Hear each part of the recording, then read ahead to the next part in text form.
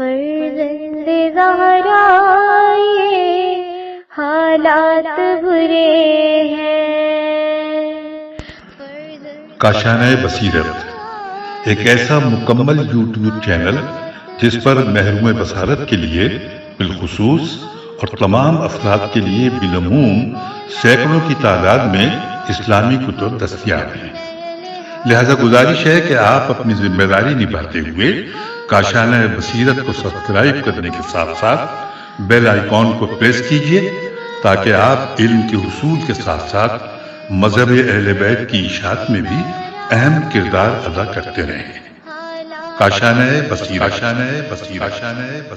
فرزند زہرا یہ حالات برے ہیں. السلام علیکم ورحمۃ اللہ وبرکاتہ. ہم اور آپ مل کر پڑھ رہے ہیں کاشانۂ بصیرت کے یوٹیوب چینل کی وساست سے.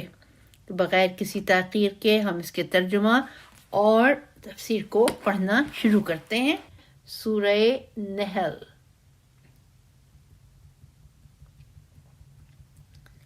اور اس کے بعد پھر صفحہ خالی ہے. یہ صفحہ نمبر 394 تھا اور 395 پہ ہم پہنچ گئے ہیں. اور یہاں پہ ابتدا ہوتی ہے بسم اللہ الرحمن الرحیم سے.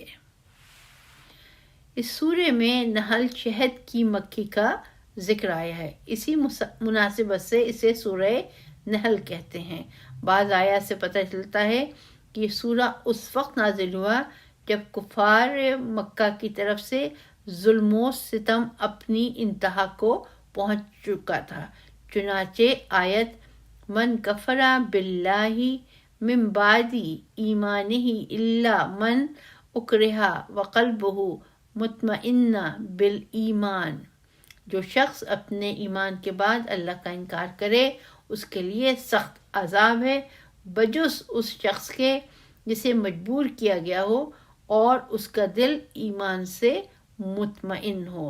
اس کا حوالہ ہے سورہ نحل کی آیت نمبر 106.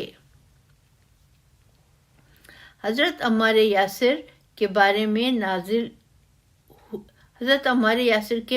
نازل ہوئی جب ان کے والدین شہید کر دیے گئے اور ان کو کلمہ کفر کہنے پر مجبور کیا گیا. اس سے معلوم ہوتا ہے کہ یہ سورہ مکی ہے اور ہجرت الحبشہ کے بعد نازل ہوا کیونکہ اس سورے میں ہجرت کا ذکر ہے. بعض مفسرین نے ذکر ہجرت کو دلیل قرار دیا ہے کہ سورے کا ایک حصہ ہجرت کے بعد مدینے میں نازل ہوا، جبکہ ہجرت کے ذکر سے ہجرت مدینہ ثابت نہیں ہوتی. اسی طرح جہاد کے ذکر سے بھی جنگ ثابت نہیں ہوتی. نیز اس سورے کی آیت نمبر 118 میں فرمایا وَعَلَى الَّذِينَ هَادُوا حَرَّمْنَا مَا قَصَصْنَا عَلَيْكَ مِن قَبْلُ، اور جنہوں نے یہودیت اختیار کی ہے ان پر وہی چیزیں ہم نے حرام کر دیں جن کا ذکر پہلے ہم آپ سے کر چکے ہیں. اس سے معلوم ہوا کہ یہ سورہ انعام کے بعد نازل ہوا ہے. دیگر سورہ مکی کی طرح یہ سورہ بھی الہیات، وحی، معاد جیسے موضوعات پر زیادہ توجہ دیتا ہے. معاملات کے بارے میں بھی احکام ملتے ہیں جیسے عدالت، احسان، انفاق، وفا بعہد. اللہ کی طرف سے عطا کردہ نعمتوں کا اس سورے میں کثرت سے ذکر ملتا ہے، یہاں تک کہ اسے سورہ انعام نعمتوں کا سورہ بھی کہا جاتا ہے. بسم اللہ الرحمن الرحیم.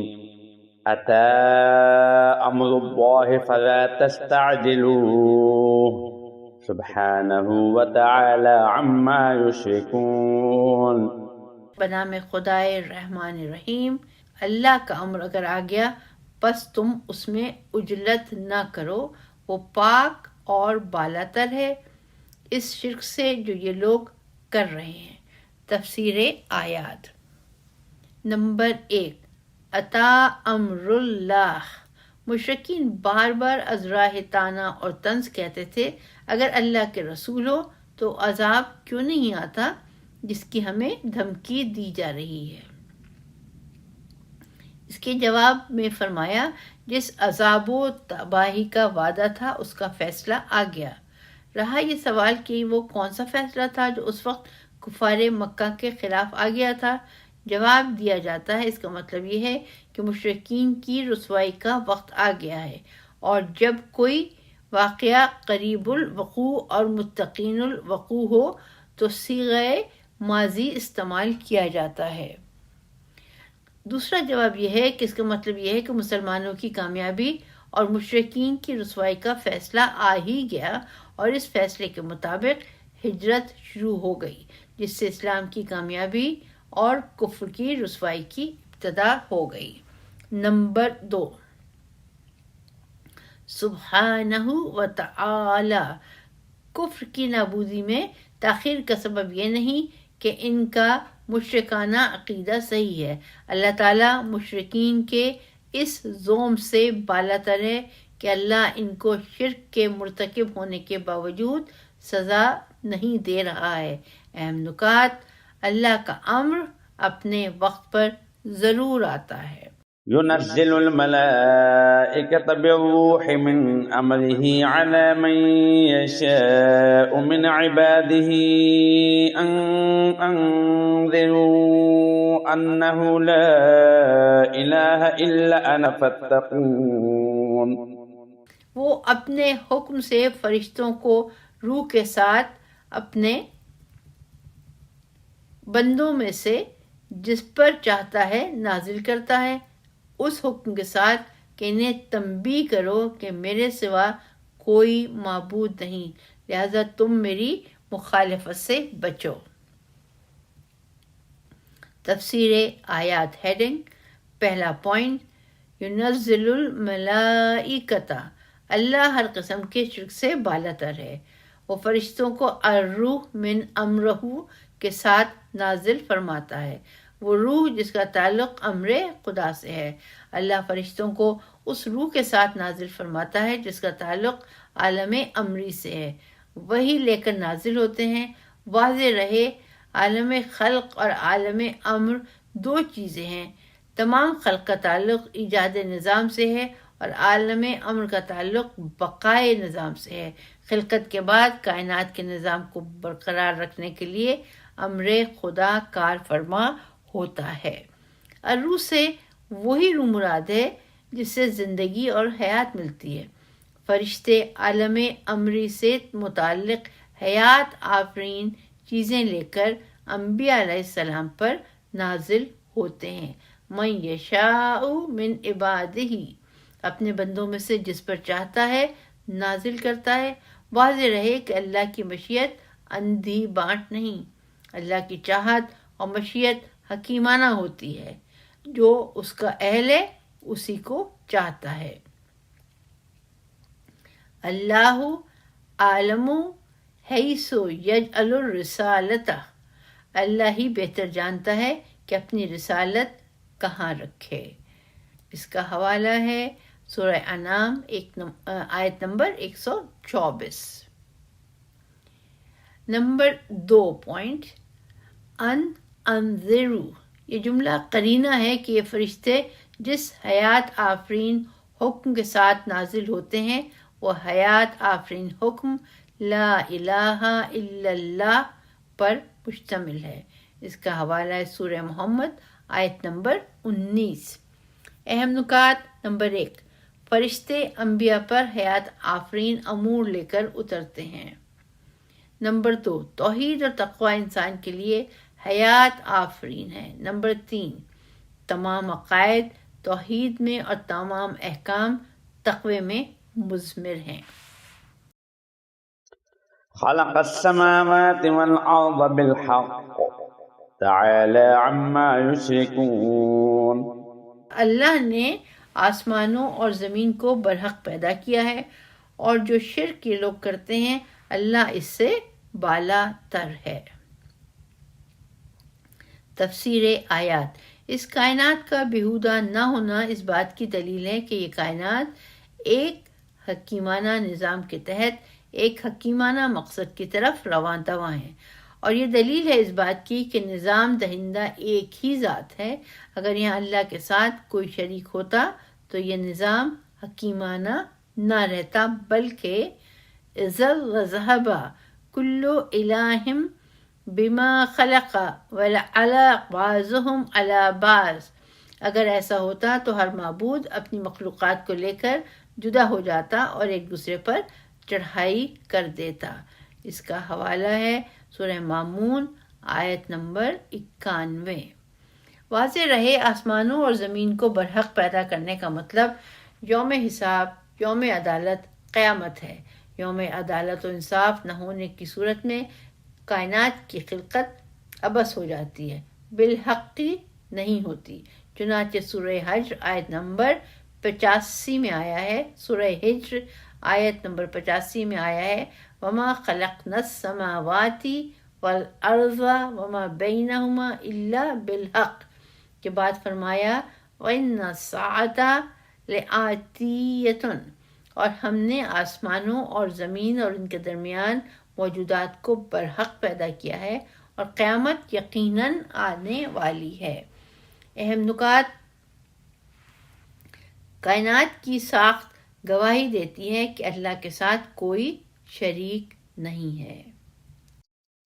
خلق الإنسان من نطفة فإذا هو خصيم مبين۔ اس نے انسان کو ایک بوند سے پیدا کیا، پھر وہ یک کھلا جھگڑالو بن گیا۔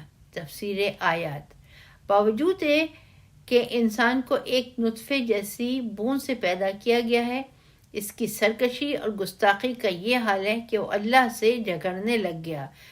اس انسان کے آغاز و انجام میں تفاوت، کہاں نطفہ اور کہاں اللہ کے مقابلے میں جھگڑا، کہاں اس کی حقیقت۔ اولہ نطفۃ وآخرہ جیفۃ ولا یرزق نفسہ ولا یدفع حتفہ۔ نہج البلاغہ کلمات قصار 454۔ اس کی ابتدا نطفہ اور انتہا مردار ہے۔ وہ نہ اپنے لیے روزی کا سامان کر سکتا ہے، نہ موت کو اپنے سے ہٹا سکتا ہے۔ اللہ کی خالقیت کے مقابلے میں یہ حقیر انسان بول اٹھتا ہے، مَن یحیی العظام وہی رمیم، ان ہڈیوں کو خاک ہونے کے بعد کون زندہ کرے گا۔ اس کا حوالہ ہے سورہ یاسین آیت نمبر 78۔ اہم نکات: شرک اور نافرمانی انسانی ساخت کے منافی ہے۔ والأنعام خلقها لكم فيها دفء ومنافع ومنها تأكلون ولكم فيها جمال حين تريحون وحين تسرحون۔ اور اس نے مویشیوں کو پیدا کیا جن میں تمہارے لیے گرم پوشاک اور فوائد ہیں، اور ان میں سے تم کھاتے بھی ہو، اور ان میں تمہارے لیے رونق بھی ہے، اور جب تم انہیں شام کو واپس لاتے ہو اور صبح کو چرنے کے لیے بھیجتے ہو۔ تشریح کلمات: پہلا کلمہ ہے دفعن، دال فے حمزہ، یہ بریکٹ کے اندر لکھا ہوا ہے، اور آگے لکھا ہوا ہے الدف، گرمی، حرارت، یہ برد، اس میں پرنتھیسس میں سردی کی ضد ہے۔ آیت میں جاڑے کا سامان مراد ہے۔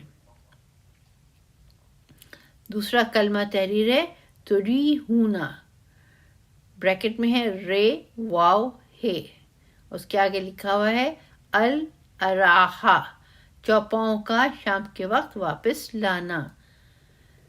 اس کے بعد جو کلمہ تحریر ہے وہ ہے تسرحونا، سین رے ہے بریکٹ کے اندر، اس کے بعد لکھا ہوا ہے سراحت الابل، کہ اصل معنی تو اونٹ کے سرح درخت چرانے کے ہیں، بعد میں چراگاہ میں چرنے کے لیے کھلا چھوڑ دینے کے معنوں میں استعمال ہوا ہے۔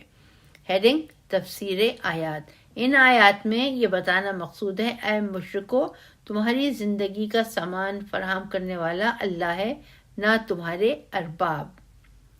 اور اس کے نیچے اب نمبر 1 ہے والانعام خلقہا، چوپائے انسان کے لیے مسخر ہیں اور ان کی وجہ تخلیق انسان ہے۔ خلق لکم ما فی الارض جمیعا، روئے زمین میں جو کچھ ہے وہ اب سب تمہارے لیے خلق کیا گیا۔ حوالہ ہے سورہ بقرہ آیت نمبر 29۔ چوپائے بہت بڑی نعمت ہیں، دیہی زندگی ہو یا شہری، ابتدائی انسان ہو یا تمدن یافتہ، سب ان چوپاؤں سے بے نیاز نہیں ہیں۔ چنانچہ ان کی اون، جلد اور ان کے دودھ سے بننے والی چیزیں انسان کی اہم ضروریات پوری کرتی ہیں۔ نمبر 2 وَلَكُمْ فِيهَا جَمَالٌ، ان سے نہ صرف انسانی مصارف کا سامان فراہم ہوتا ہے بلکہ ان سے انسان کا جمالیاتی ذوق و شوق بھی پورا ہوتا ہے۔ اس بات کو دیہات و قصبات کے لوگ ہی سمجھ سکتے ہیں کہ ان حیوانات کو جو چرنے کے لیے چھوڑتے ہیں اور شام کو جب واپس لاتے ہیں کیا دل فریب منظر سامنے آتا ہے۔ اہم نکات، ایک نکتہ اس ہیڈنگ کے نیچے تحریر ہے، اللہ انسان کے لیے صرف مصارفی نہیں بلکہ جمالیاتی لوازم بھی فراہم فرماتا ہے۔ وَلَكُمْ فِيهَا جَمَالٌ وَتَحْمِلُ أَثْقَالَكُمْ إِلَى بَلَدٍ لَمْ تَكُونُوا بَالِغِيهِ إِلَّا بِشِقِّ الْأَنفُسِ إِنَّ رَبَّكُمْ لَرَءُوفٌ رَحِيمٌ وَالْخَيْلَ وَالْبِغَالَ وَالْحَمِيرَ لِتَرْكَبُوهَا وَزِينَةً وَيَخْلُقُ مَا لَا تَعْلَمُونَ، اور وہ تمہارے بوجھ اٹھا کر ایسے علاقوں تک لے جاتے ہیں جہاں تم جاں فشانی کے بغیر نہیں پہنچ سکتے، اور تمہارا رب یقیناً بڑا شفیق مہربان ہے۔ اور اس نے گھوڑے، خچر اور گدھے بھی اس لیے پیدا کیے تاکہ تم ان پر سوار ہو اور تمہارے لیے زینت بنے۔ ابھی اور بھی بہت سی چیزیں پیدا کرے گا جن کا تمہیں علم نہیں۔ تفسیر آیات، ان آیات کا بھی تعلق تدبیر حیات انسان کے بیان سے ہے کہ اللہ تمہاری زندگی کی تدبیر کرتا ہے، نہ کہ تمہارے شریک۔ نمبر 1، یہ جو تفسیر آیت کی ہیڈنگ کے نیچے پہلا نقطہ آ رہا ہے، نمبر 1 وَتَحْمِلُوا أَثْقَالَكُمْ إِلَى بَلَدٍ، یہ حیوانات انسان کے کن مقاصد کے لیے مسخر ہیں، ان کا ذکر ہو رہا ہے کہ ان سے حمل و نقل کا کام انجام پاتا ہے۔ اس مقصد کے لیے ان کی تخلیق کی غرض و غایت یہ بتائی ہے کہ انسان کو نقل و حمل میں مشقت پیش نہ آئے۔ اس سے اللہ کی بندوں کے ساتھ شفقت و مہربانی کا پتہ چلتا ہے کہ اس نے انسان کے آرام و سہولت کے لیے ان حیوانات کو خلق فرمایا ہے۔ نمبر 2 لِتَرْكَبُوهَا وَزِينَةً، اور سواری میں کام آنے والے حیوانات کے بھی 2 مقصد بیان کیے، ایک یہ کہ سواری کے کام آئے اور دوسرا یہ کہ زیب و زینت کا کام دیں۔ اس سے واضح ہو جاتا ہے کہ انسان کی جمالیاتی ذوق کی تسکین کو اللہ تعالیٰ نے اہمیت دی ہے اور اسے زندگی کے لوازم میں قرار دیا ہے، چونکہ جمالیات کو اللہ نے فطرت میں ودیت فرمایا ہے۔ نمبر 3 وَيَخْلُقُ مَا لَا تَعْلَمُونَ، اللہ ایسی چیزیں خلق فرمائے گا جو تم نہیں جانتے۔ حمل و نقل اور سواری کے سلسلے میں صرف نزول قرآن کا زمانہ اور اسی ماحول کو پیش نظر نہیں رکھا بلکہ ما لا تعلمون کی جامع تعبیر سے ہر اس چیز کی طرف اشارہ مل گیا ہے جو اس سلسلے میں رہتی دنیا تک پیدا ہونے والی ہے۔ تمدن و ترقی میں حمل و نقل کو اہمیت حاصل ہے اور دنیا اس میں جو ایجادات کر رہی ہے وہ بھی کسی سے پوشیدہ نہیں ہے۔ آج کی ایجادات عصر قرآن کی ما لا تعلمون تھی اور کل ہونے والی ایجاد آج ہمارے لیے ما لا تعلمون ہے۔ اس طرح ہر نسل کے لیے آیت کا خطاب ما لا تعلمون زندہ رہے گا۔ یہ ایجادات تو انسانوں کی ہیں، انہیں اللہ کی طرف کیوں نسبت دی جاتی ہے؟ جواب یہ ہے کہ جس طرح کشتی کی صنعت کو اللہ کی طرف نسبت دی جاتی ہے، یہ بھی اسی لیے ہے کہ انسان، اس کی صلاحیت اور جس مواد کا استعمال ہوا اسے اللہ نے پیدا کیا۔ انسان نے صرف ان رازہائے قدرت کا انکشاف کیا ہے، لہذا خلقت اللہ کی ہے۔ اہم نکات، 2 نکتے تحریر ہیں اس میں۔ نمبر 1، اللہ کو اپنے بندوں سے محبت ہے، ان کی مشقت پسند نہیں۔ نمبر 2، حمل و نقل میں ایجادات کی طرف اشارہ ہے۔ وعلى الله قصد السبيل ومنها جائر ولو شاء لهداكم أجمعين۔ اور وہ سیدھا راستہ دکھانا اللہ کے ذمے ہے، اور بعض راستے ٹیڑھے بھی ہیں، اور اگر وہ چاہتا تو تم سب کو ہدایت کرتا۔ تفسیر آیات۔ نمبر 1، وَعَلَى اللَّهِ قَصْدُ السَّبِيلِ۔ قصد السبیل میں مضاف محذوف ہے، بیان قصد السبیل ہے، اور قصد وہ راستہ ہے جو منزل تک پہنچا دے۔ کہا جاتا ہے طریق قاصد اگر راستہ منزل تک پہنچانے والا ہو۔ پرنتھسس میں لکھا ہوا ہے قرطبی۔ اس کے بعد تحریر ہے علی اللہ۔ مادی نعمتوں کے ذکر کے بعد روحانی نعمت کا ذکر ہے کہ اللہ تعالیٰ نے اپنے اوپر لازم قرار دیا کہ سیدھا راستہ دکھایا جائے۔ چنانچہ اللہ تعالیٰ نے فطرت اور شریعت دونوں کے ذریعے انسان کی ہدایت کا سامان فراہم فرمایا۔ فطرت کے ذریعے خود انسان کے وجود، اس کی ساخت و بافت میں ہدایت ودیت فرمائی۔ ربنا الذی آتا کل شیء خلقہ ثم ہدا۔ ہمارا رب وہ ہے جس نے ہر چیز کو اس کی خلقت بخشی پھر ہدایت دی۔ اس کا حوالہ ہے سورہ طٰہٰ آیت نمبر 50۔ اور اس کے بعد جو آیات تحریر ہیں وہ ہے وَنَفْسٍ وَمَا سَوَّاهَا فَأَلْهَمَهَا فُجُورَهَا وَتَقْوَاهَا۔ اور قسم ہے نفس کی اور اس کی جس نے اسے معتدل کیا، پھر اس نفس کو اس کی بدکاری اور اس سے بچنے کی سمجھ دی۔ اس کا حوالہ ہے سورہ شمس آیت نمبر 7 اور 8۔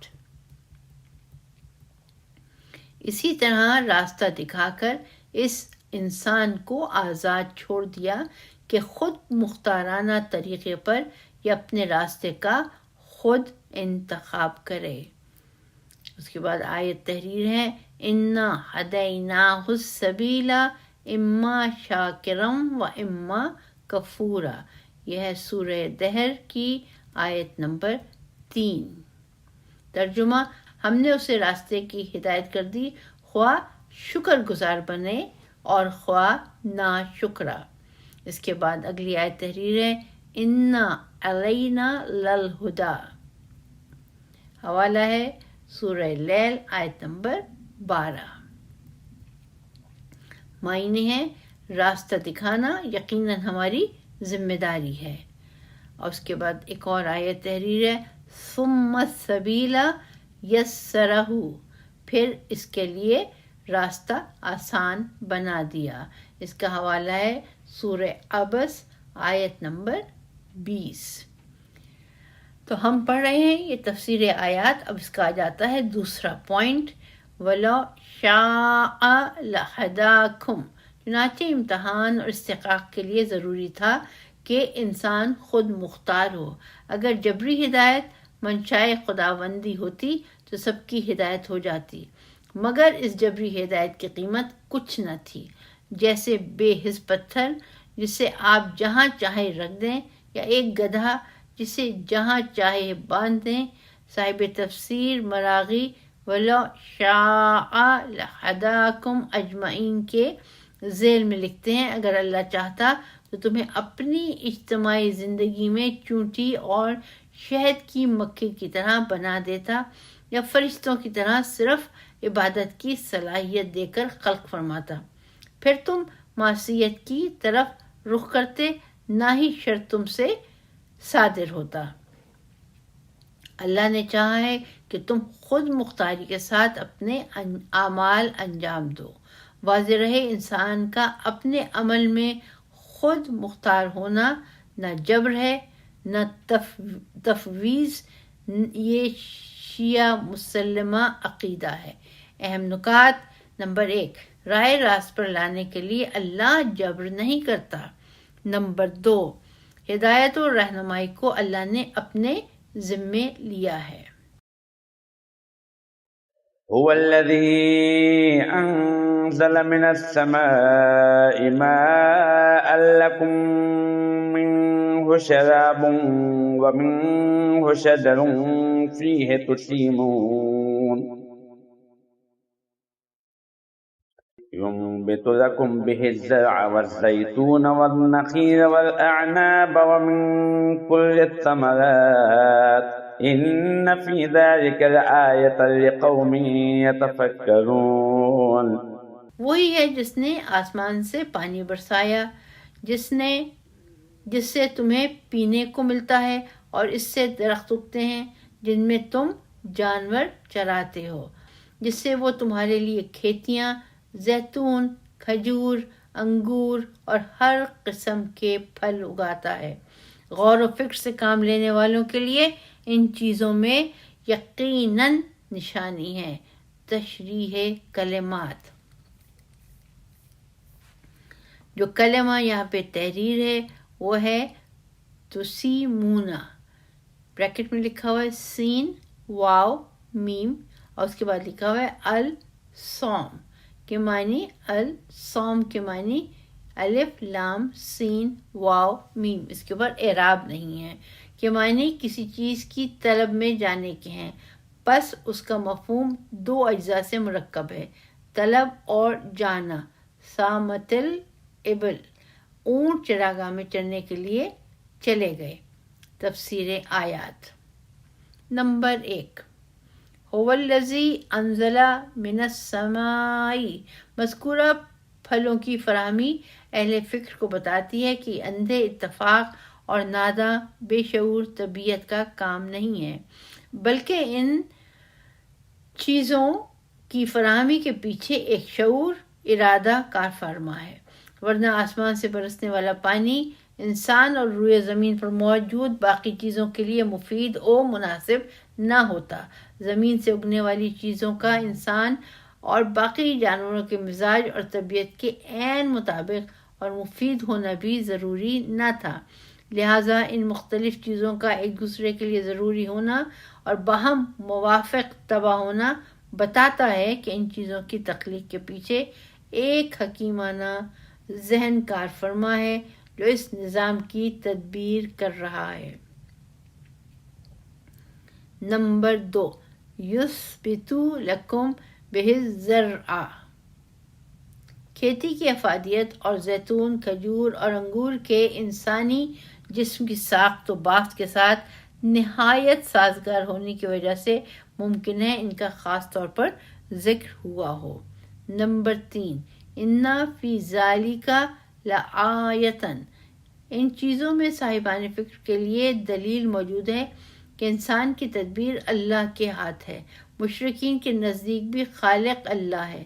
اللہ نے انسان کی تدبیر حیات کے لیے درجہ بالا چیزیں خلق فرمائیں تو تدبیر خلق سے جدا چیز نہیں ہے۔ اہم نکات: آیات الہی سے استفادہ کرنے کے لیے غور و فکر شرط ہے۔ وَسَخَّرَ لَكُمُ اللَّيْلَ وَالنَّهَارَ وَالشَّمْسَ وَالْقَمَرَ وَالنُّجُومُ مُسَخَّرَاتٌ بِأَمْرِهِ إِنَّ فِي ذَلِكَ لَآيَاتٍ لِقَوْمٍ يَعْقِلُونَ وَمَا ذَرَأَ لَكُمْ فِي الْأَرْضِ مُخْتَلِفًا أَلْوَانُهُ إن في ذلك لآية لقوم يذكرون. اور اس نے تمہارے لیے رات اور دن اور سورج اور چاند کو مسخر کیا ہے، اور ستارے بھی اس کے حکم سے مسخر ہیں۔ عقل سے کام لینے والوں کے لیے ان چیزوں میں یقیناً نشانیاں ہیں، اور تمہارے لیے زمین میں رنگ برنگ کی جو مختلف چیزیں اگائی ہیں، نصیحت حاصل کرنے والوں کے لیے ان میں یقیناً نشانی ہے۔ تشریح کلمات: زرعہ بریکٹ میں لکھا ہوا ہے زال، رے اور حمزہ، اس کے بعد لکھا ہوا ہے الزرع کے معنی ہے الف لام زال رے اور حمزہ۔ الزرع کے معنی ہے اللہ نے جس چیز کا ارادہ کیا اسے ظاہر کر دیا۔ تفسیر آیات: اللہ تعالیٰ کے رب اور مدبر کائنات ہونے پر آیات 11، 12، 13 میں 3 دلائل دیے گئے ہیں۔ پہلی دلیل نباتات سے دی گئی، یہ اہل فکر کے لیے ہے۔ دوسری دلیل فلکیات سے اہل عقل کے لیے دی گئی۔ تیسری دلیل انواع و اقسام کی موجودات ارضی اہل نصیحت کے لیے۔ حضرت علامہ طباطبائی رحمۃ اللہ علیہ اس جگہ فرماتے ہیں، پہلی دلیل سادہ مقدمات پر مشتمل ہونے کی وجہ سے عام انداز فکر سے نتیجہ اخذ ہو سکتا ہے، جبکہ دوسری دلیل کا علمی مقدمات پر مشتمل ہونے کی وجہ سمجھنا صرف ان لوگوں کے لیے ممکن ہے جو اجرام فلکی میں غور کرتے ہیں اور ان کی حرکت و انتقال پر عقل کو بروئے کار لاتے ہیں۔ تیسری دلیل کے کلی مقدمات پر مشتمل ہونے کی وجہ سے اس کی تہ تک وہ لوگ پہنچ سکتے ہیں جو وجود اور اس کے کلی معاملات کو ذہن میں رکھیں۔ مثلاً ایک تغیر پذیر پیدائش کے لیے مادے کی ضرورت ہے، بریکٹ میں لکھا ہے المیزان ذیل آیت۔ ان آیات میں مذکور باتوں میں صاحبان فکر و عقل اور ذکر و نصیحت کے لیے دلائل اور نشانیاں ہیں کہ اس کائنات کی تدبیر اللہ کے ہاتھ میں ہے، اسی نے مذکورہ چیزیں تمہاری زندگی کے لیے بنائی ہیں۔ نمبر 2، وَالنُّجُومُ مُسَخَّرَاتٌ بِأَمْرِهِ، سورج چاند اور دن رات کے لیے فرمایا لکم، تمہارے لیے مسخر ہیں، لیکن ان نجوم کی تسخیر کے لیے لکم تمہارے لیے نہیں فرمایا بلکہ مسخراتم بِأَمْرِهِ فرمایا۔ اس سے بظاہر ایسا معلوم ہوتا ہے کہ یہ ستارے انسانوں کے لیے مسخر نہیں ہیں۔ بعض کے نزدیک ستارے بھی مسخر ہیں کہ ستاروں کے ذریعے سمندری اور صحراؤں کے سفر میں ستاروں سے سمت اور راستے کا علم ہو جاتا ہے، جو ایک قسم کی تسخیر ہے۔ اقول، یہ بورڈ لیٹرز میں لکھا ہوا ہے۔ ستارے کل اقول، اور یہ ہے الف سے، الف قاف واو لام۔ ستارے کلی نظام عالم کے لیے چاند سورج کی طرح اہم ہیں۔ اگر ستارے درہم برہم ہو جائیں تو صرف چاند سورج سے نظام قائم نہیں رہ سکتا، لہذا نجوم بھی ہمارے نظام وجود کے لیے مسخر ہیں۔ نمبر 3، مختلفاً الوانہ، بعض فرماتے ہیں رنگوں کے اختلاف سے مراد انواع و اقسام ہو سکتے ہیں۔ مختلفاً الوانہ کا مطلب مختلفاً انواع ہو سکتا ہے، چونکہ رنگ کے اختلاف سے چیز کی نوعیت میں بھی اختلاف آ جاتا ہے۔ اہم نکات: نکتہ نمبر 1، آیات الہی سے استفادے کے لیے تعقل، تفکر اور تذکر شرط ہے۔ نمبر 2، اختلاف انواع اللہ کی نشانی ہے۔ وهو الذي سخر البحر لتأكلوا منه لحما طريا وتستخرجوا منه حلية تلبسونها وترى الفلك مواخر فيه ولتبتغوا من فضله ولعلكم تشكرون۔ اور اسی نے تمہارے لیے سمندر کو مسخر کیا تاکہ تم اس سے تازہ گوشت کھاؤ اور اس سے زینت کی وہ چیزیں نکالو جنہیں تم پہنتے ہو، اور آپ دیکھتے ہیں کہ کشتی سمندر کو چیرتی ہوئی چلی جاتی ہے تاکہ تم اللہ کا فضل روزی تلاش کرو اور شاید تم شکر گزار بنو۔ تشریح کلمات۔ پہلا کلمہ ہے ترین، توئے رے چھوٹی یہ بریکٹ میں ہے، اس کے بعد لکھا ہوا ہے التری تر و تازہ۔ دوسرا کلمہ ہے مواخرہ، بریکٹ میں ہے میم خے رے، اور اس کے بعد ہے مخرۃ السفینہ، کشتی کا اپنے سینے سے پانی کو چیرنا۔ تفسیر آیات۔ وَهُوَ الَّذِي سَخَّرَ الْبَحْرَ، خشکی نعمتوں کے بعد بہترین نعمتوں کا ذکر ہے۔ ان نعمتوں میں تازہ گوشت سر فہرست ہے۔ مچھلی کا گوشت تازہ ہی کھایا جاتا ہے کیونکہ اگر یہ سڑ جائے تو بہت مضر ہوتا ہے۔ نمبر 2، حلیتاً تلبسونہا، دوسری نعمت زیب و زینت کے لیے سمندری موتیاں اور مونگے ہیں۔ جیسا کہ اس سے پہلے بھی ذکر کر چکا ہوں کہ اللہ تعالیٰ نے جمالیاتی ذوق انسانوں میں ودیعت فرمایا ہے، اس کی تسکین بھی خود اسی کی طرف سے ہونی چاہیے، البتہ اس ذوق کی تسکین کے لیے دوسروں یا اپنے نفس پر زیادتی نہ ہو۔ نمبر 3، وَتَرَى الْفُلْكَ مَوَاخِرَ فِيهِ، تیسری نعمت کشتیاں ہیں جن کی حمل و نقل میں حاصل اہمیت کسی سے پوشیدہ نہیں ہے۔ یہ تمام نعمتیں جن پر انسان کی زندگی قائم ہے اللہ نے عنایت فرمائی ہیں۔